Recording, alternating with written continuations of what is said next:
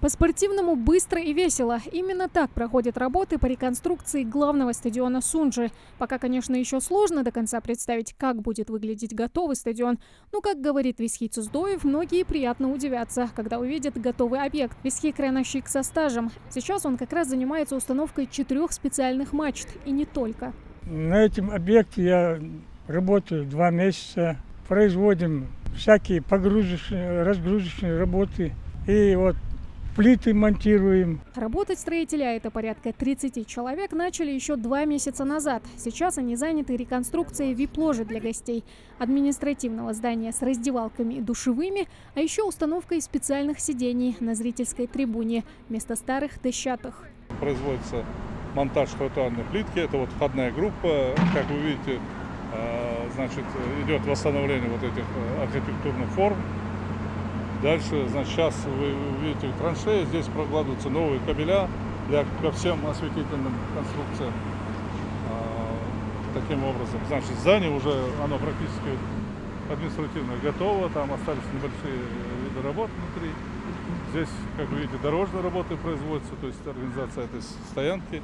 Это первая глобальная реконструкция спортивного объекта, которая стала возможна благодаря местному меценату, построенный еще в 60-е годы прошлого столетия. Последний раз стадион реконструировался лет 20 назад, если не больше, говорят строители. Исторический фасад практически не поменяется, однако дополнением станет навес для зрительской трибуны. Трибуна, как вы видите, сделана, она сама трибуна.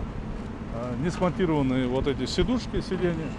Но это будет сделано в последнюю очередь, когда будет сделан навес. Основная работа, затратная часть всех этих работ, это вот этот навес над трибуной. После глобального апгрейда стадион будет не узнать. Несколько беговых дорожек, волейбольные и баскетбольные площадки, трибуна на 2800 мест и даже удобная парковка. В общем, все ради удобства как самих футболистов. До реконструкции здесь занимались ребята из школы Магомеда Аздоева и академии Хамхи, так и зрителей, конечно. Здесь схематически обозначена волейбольная площадка, баскетбольная площадка, место тренажеров. Завершить основной фронт работ планируют уже 20 августа. Предполагается, что именно Сунжинский стадион станет местом главных торжеств, приуроченных 250-летию добровольного вхождения Ингушетии в состав России, которые были перенесены из-за эпидемии коронавируса. По словам организаторов, репетиции должны начаться уже к концу августа. Концерт состоит из 2 частей. Первая часть – это пролог. В прологе мы хотим показать становление ингушского общества, ингушского народа, историю, вехи развития нашего общества, подписание договора и настоящее время.